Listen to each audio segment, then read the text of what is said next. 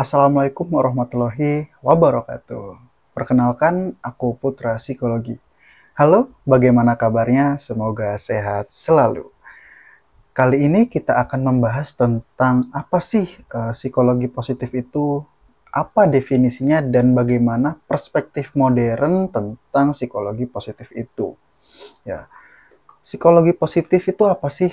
Ya, psikologi positif itu merupakan cabang psikologi yang memusatkan perhatian pada aspek-aspek positif dalam kehidupan manusia, seperti kekuatan karakter, emosi positif, dan kualitas hidup. Berbeda dengan pendekatan tradisional yang lebih menitik beratkan pada diagnosis dan penanganan gangguan mental. Psikologi positif berupaya untuk mengidentifikasi dan mengembangkan potensi yang ada dalam diri individu untuk mencapai kesejahteraan yang optimal. Lalu apa sih definisi dari psikologi positif itu sendiri? Psikologi positif itu didefinisikan sebagai studi ilmiah tentang kekuatan, kualitas, dan kondisi yang mendukung kesejahteraan serta perkembangan manusia. Tokoh terkemuka seperti Martin Seligman dan Mihaly itu mengemukakan bahwa fokus utama dari psikologi positif itu terbagi menjadi tiga. Yang pertama ada emosi positif seperti kebahagiaan, rasa syukur, dan juga kepuasan hidup. Yang kedua ada karakter dan kekuatan pribadi seperti ketahanan, resilien, optimisme, dan kreativitas. Dan yang terakhir ada kualitas kehidupan yang meliputi hubungan sosial yang bermakna dan pencapaian tujuan hidup. Lalu apa sih pilar-pilar utama psikologi positif? Ya, ada beberapa komponen utama yang sering diangkat dalam psikologi positif ya. Yaitu tadi beberapa pilar-pilarnya yang sudah kita jelaskan yang di sebelumnya. Salah satunya ada emosi positif, ada kekuatan karakter, dan juga ada kehidupan yang bermakna. Nah, biasanya kehidupan yang bermakna ini seperti pencarian makna hidup melalui hubungan yang mendalam, pencapaian tujuan, visi hidup, dan kontribusi terhadap masyarakat ataupun komunitas-komunitas tertentu.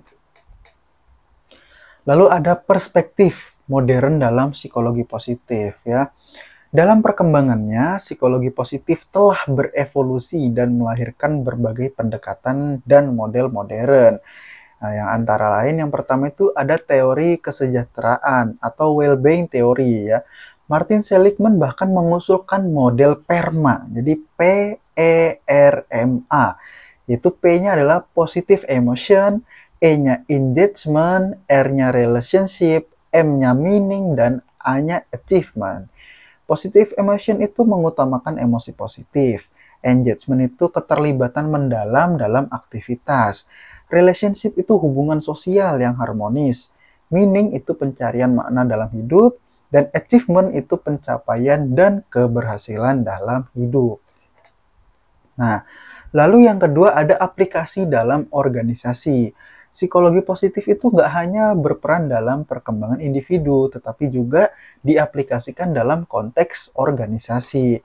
Konteks seperti kepemimpinan positif, budaya kerja yang mendukung, dan peningkatan kesejahteraan karyawan yang telah terbukti meningkatkan produktivitas serta menciptakan lingkungan kerja yang lebih harmonis.